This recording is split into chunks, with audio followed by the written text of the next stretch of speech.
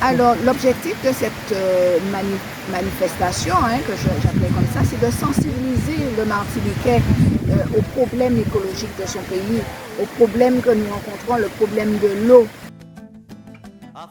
Et puis sa participation pour la protection de l'environnement, non pas pour eux, mais pour leurs enfants, pour nos petits-enfants, pour les générations futures à venir.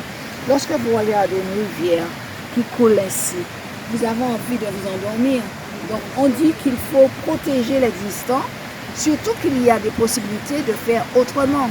On nous parle de perte d'eau et on ne peut pas réparer les tuyaux.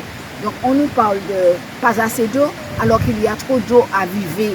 On nous parle de remplacement alors qu'ils ne veulent pas réparer. On dit qu'il y a un vrai problème dans ce pays Martinique.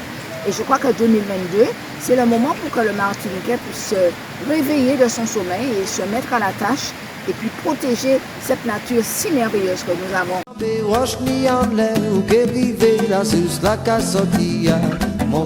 venons pour nous dire ça, et c'est ça que nous avons fait, et c'est ça que nous avons montré à la population, et nous faisons des vues, nous avons une belle rivière là, pour nous préserver. Parce que nous avons besoin pour nous, mais pour les générations futures. Nous avons besoin de l'eau.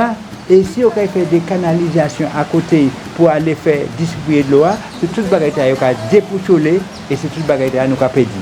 Donc en définitive, on va aller avant de puiser de façon inconsidérée dans la nappe phréatique, pour que nous n'y en pile, on nous fait utiliser l'eau de surface, l'eau des rivières, et nous en avons, mais simplement les canalisations qu'il faut respecter. Et nous avons dit un autre bagaille.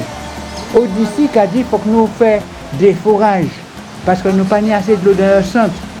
Or, une eau visée qui est sous-utilisée, et c'est pour ça, là, c'est pour moi qu'on a dit, est-ce qu'il y a une interconnexion qui va permettre, en cas de besoin, d'utiliser de l'eau vivée, en attendant qu'il y ait une gestion unique de l'eau pour toute la Martinique. Dans l'enquête publique que nous avons, parce qu'il est question d'enquête publique, nous avons l'hydrogéologue qui recommande des comptages d'eau en tête de chaque captage. Mais la Soupama dit non, parce que ce n'est pas une recommandation qu'il doit faire, puisque la loi précise que c'est une obligation. Concernant le périmètre immédiat, alors le périmètre immédiat, c'est un périmètre où personne ne doit entrer pour protéger l'eau.